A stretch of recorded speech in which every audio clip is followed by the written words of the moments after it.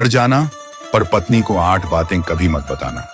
दर्शकों, यदि आप शादीशुदा हैं तो आपको यह कथा जरूर सुननी चाहिए, क्योंकि यह जानकारी शिव पुराण से ली गई है और यह बहुत ही शिक्षाप्रद जानकारी है। इसलिए आपसे विनम्र अनुरोध है कि आप इस वीडियो को लास्ट तक जरूर देखें।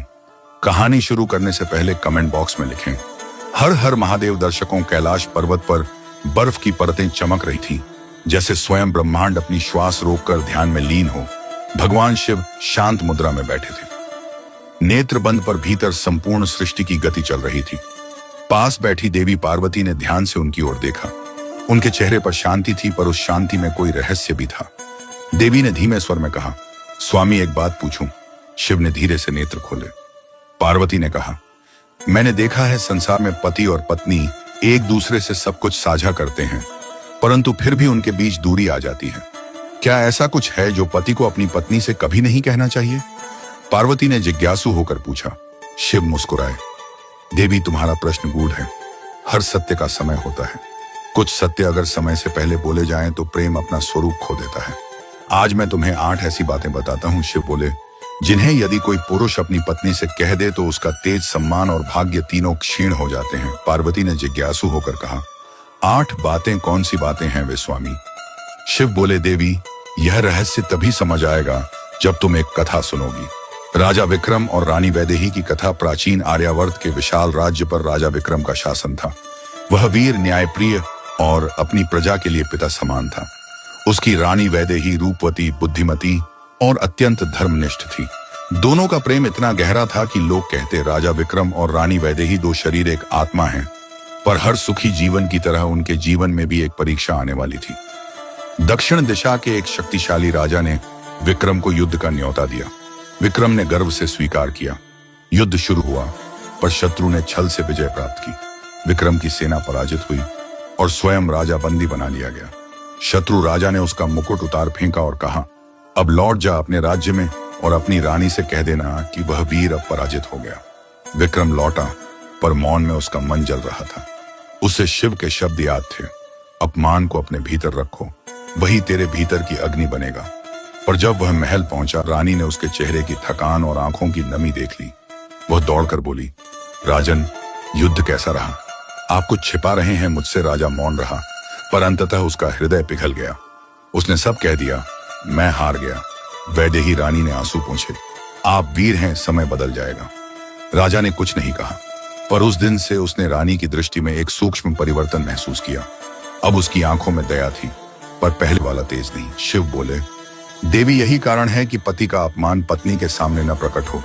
यदि पत्नी पति का अपमान देख ले तो उसका तेज धीरे धीरे नष्ट हो जाता है।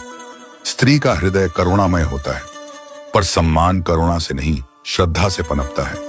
यही कारण है कि मौन कभी कभी रक्षा बन जाता है। कुछ समय बाद राजा ने फिर से सेना संगठित की। इस बार उसने गुप्त योजना बनाई कि वह अचानक हमला करेगा, पर उसने प्रेमवश यह रहस्य रानी को बता दिया। रानी अत्यंत प्रसन्न हुई और अपनी सखी से बोली, कल मेरा पति शत्रु पर अचानक आक्रमण करेगा और विजयी होकर लौटेगा।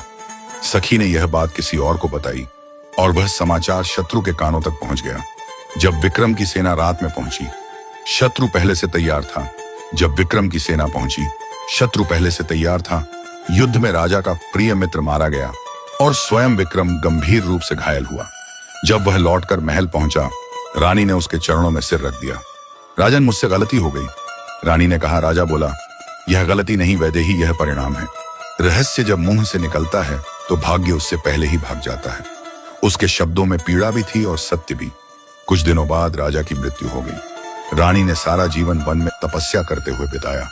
उसने प्रण लिया, अब मैं किसी से कोई रहस्य नहीं पूछूंगी। शिव बोले, यही कारण है देवी, मौन ही सबसे बड़ा व्रत है। अब शिव बोले, देवी, अब सुनो वे 8 बातें। पहली बात, अपने अपमान का रहस्य। शिव बोले, पुरुष का अपमान उसकी अग्नि है। यदि वह इसे पत्नी के समक्ष रख दे तो वह अग्नि बुझ जाती है। आधुनिक उदाहरण देते हुए बोले, एक व्यक्ति था अर्जुन। दफ्तर में बॉस ने उसके आत्मसम्मान को ठेस पहुंचाई। वह घर आया और पत्नी से कहा, मुझे सबके सामने नीचा दिखाया गया। पत्नी ने सहानुभूति जताई, पर उसके भीतर कुछ बदल गया। वह भावना सम्मान की जगह दया में बदल गई और विवाह धीरे धीरे टूटने लगा। इसलिए जो अपमान तुम्हें जलाता है उसे भीतर रखो। क्योंकि वही तुम्हें आगे बढ़ने की शक्ति देगा। यही है पहली शिक्षा देवी। दूसरी बात, अपने शत्रु का नाम शिव बोले। शत्रु का नाम भी मंत्र की तरह होता है। अगर वह किसी और के मुख से निकल जाए तो उसकी शक्ति घट जाती है। यही है जीवन का रहस्य। उन्होंने उदाहरण दिया। एक ऋषि ने अपने शिष्य को बताया कि वह किस राक्षस से युद्ध कर रहा है। शिष्य की पत्नी ने प्रेमवश उस राक्षस का नाम लिया और उसी क्षण राक्षस को उसके स्थान का पता चल गया। ऋषि का तप नष्ट हुआ। इसलिए जो व्यक्ति अपने विरोधी का नाम हर जगह दोहराता है वह उसे और शक्तिशाली बना देता है।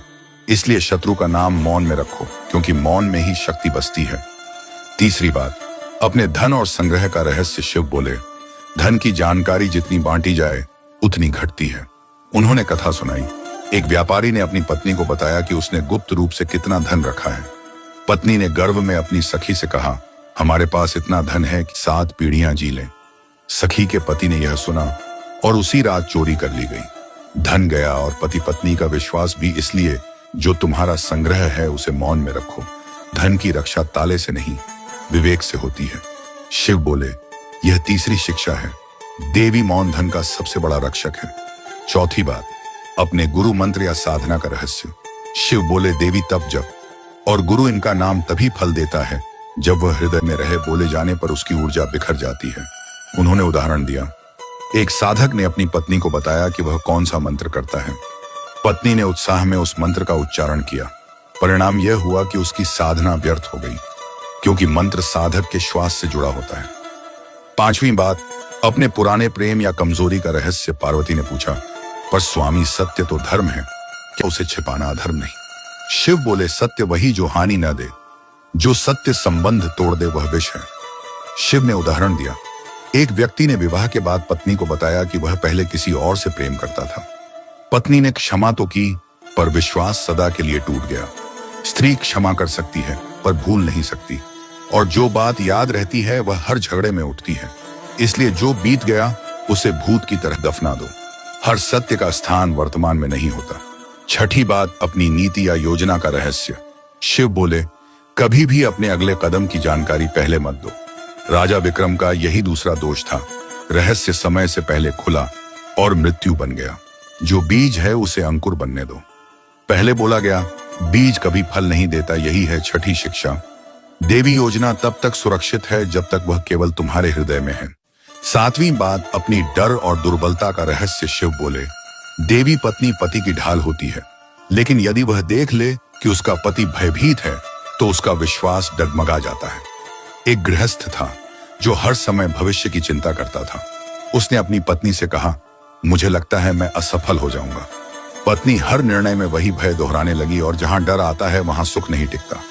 आठवीं बात, अपने कर्मों का रहस्य। शिव बोले, हर आत्मा कुछ कर्म लेकर जन्म लेती है। यदि कोई पुरुष अपने पूर्व जन्म या कर्मों का रहस्य बताए तो पत्नी उसे उसी कर्म से आंकने लगेगी। प्रेम निर्णय बन जाएगा, और निर्णय में प्रेम नहीं टिकता। यही कारण है कि मैं भी अपने अनेक रूपों का रहस्य केवल समय आने पर ही बताता हूँ, क्योंकि सच्चा ज्ञान वही है जो आत्मा को भारी न करे। पार्वती ने ध्यान से सब सुना और बोली, स्वामी तब क्या पत्नी से कुछ भी न कहा जाए? शिव बोले, नहीं देवी, प्रेम में सब कहा जाए, पर वही जो प्रेम को गहरा करे, न कि जो उसे तोड़ दे। पति को झूठ नहीं बोलना चाहिए, पर कुछ सत्य ऐसे होते हैं जो केवल ईश्वर के चरणों में रखे जाते हैं। फिर शिव बोले, देवी अब सुनो एक और कथा वर्तमान युग की, जिससे लोग समझें कि ये उपदेश केवल पुराणों के लिए नहीं। एक आधुनिक नगर में रवि नाम का व्यक्ति रहता था। नौकरी में ईमानदार, पर जीवन में तनावग्रस्त। उसने अपनी पत्नी रीना से हर बात साझा की। अपना वेतन, अपने बॉस की निंदा, अपने डर और अपने सपने तक। रीना पहले उसे समझाने की कोशिश करती, फिर धीरे धीरे उसे कमजोर मानने लगी। जब वह किसी निर्णय में असफल होता, वह कहती, तुम हमेशा डरते हो। रवि और टूट गया। यही आधुनिक विक्रम था। एक दिन उसने कहा, मैं सब बता देता हूं ताकि तुमको कुछ न छिपाना पड़े। रीना ने कहा, पर अब तुम में वही आत्मविश्वास नहीं जो पहले था। शिव बोले, जो पुरुष हर बात कह देता है वह अपना तेज गंवा देता है। कथा समाप्त होती है, कैलाश पर मौन छा जाता है। पार्वती झुककर कहती हैं, स्वामी अब समझ गई कि मौन भी तप है।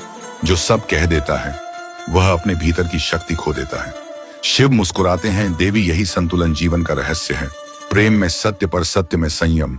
उस रात कैलाश पर्वत पर गूंज उठा, मर जाना पर पत्नी को 8 बातें कभी मत बताना, क्योंकि जो रहस्य जड़ में रहता है वही वृक्ष को स्थिर रखता है। अगर जड़ उखड़ जाए तो पेड़ गिर जाता है और जीवन की छांव समाप्त हो जाती है। यही मौन का रहस्य है। जीवन संदेश संबंध प्रेम से चलते हैं पर टिकते मौन से हैं। हर बात बताना बुद्धिमानी नहीं, हर रहस्य छिपाना बेवफाई नहीं। प्रेम वह है जो मौन को भी समझ ले। यही कारण है कि भगवान शिव जो सर्वज्ञ हैं फिर भी मौन रहते हैं, क्योंकि मौन में ही शक्ति है, मौन में ही शांति है।